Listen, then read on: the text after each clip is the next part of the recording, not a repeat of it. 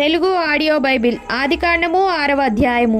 నరులు భూమి మీద విస్తరింపనారంభించిన తరువాత కుమార్తెలు వారికి పుట్టినప్పుడు దేవుని కుమారులు నరుల కుమార్తెలు చక్కని వారిని చూసి వారందరిలో తమకు మనస్సు వచ్చిన స్త్రీలను వివాహము చేసుకొనిరి.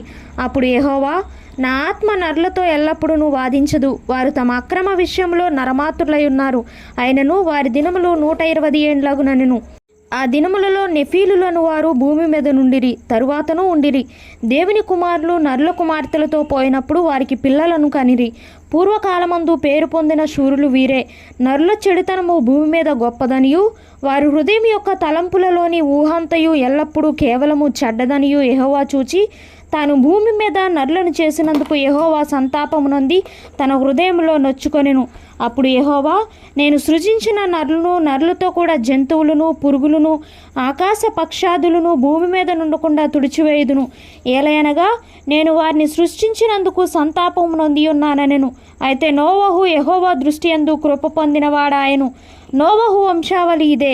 నోవహు నీతిపరుడును తన తరములో నిందారహితుడునై ఉండెను. నోవహు దేవునితో కూడా నడిచినవాడు. షేము, హాము, యాపేతను 3 కుమారులను నోవహు కనెను. భూలోకము దేవుని సన్నిధిని చెడిపోయి ఉండెను. భూలోకము బలాత్కారంతో నిండియుండెను. దేవుడు భూలోకమును చూచినప్పుడు అది చెడిపోయి ఉండెను. భూమి మీద సమస్త శరీరులు తమ మార్గమును చెరిపివేసుకుని ఉండిరి.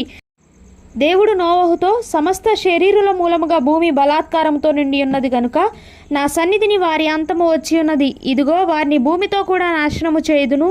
చితిసారకపు మానుతో నీ కొరకు ఓడను చేసుకొనుము. అరకులు పెట్టి ఆ ఓడను చేసి లోపటను వెలుపటను దానికి కీలు పూయవలను. నీవు దాని చేయవలసిన విధమిది. ఆ ఓడ 300 మూరల పొడుగును, 50 మూరల వెడల్పును, 30 మూరల ఎత్తును గలదై ఉండవలను.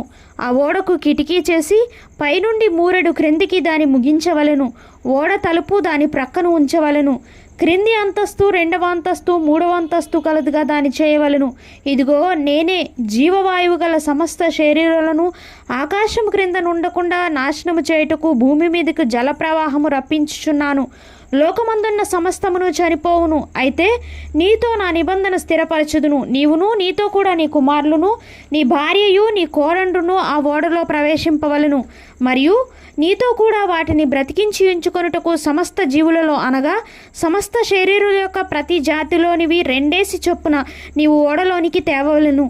వాటిలో మగదియు ఆడదియు ఉండవలెను. నీవు వాటిని బ్రతికించి ఉంచుకొనుటకై వాటి జాతుల ప్రకారం పక్షులలోను, వాటి జాతుల ప్రకారము జంతువులలోను, వాటి జాతుల ప్రకారము నేలను ప్రాకు వాటన్నిటిలోనూ ప్రతి జాతిలో 2 చొప్పున నీ యొద్దకు అవి వచ్చును. మరియు తినుటకు నానా విధములైన ఆహార పదార్థములను కూర్చుకొని నీ దగ్గర ఉంచుకొనుము. అవి నీకును వాటికి నీ ఆహారమగునని చెప్పెను. నోవహు అట్లు చేసెను. దేవుడు అతనికి ఆజ్ఞాపించిన ప్రకారము యావత్తూ చేసెను.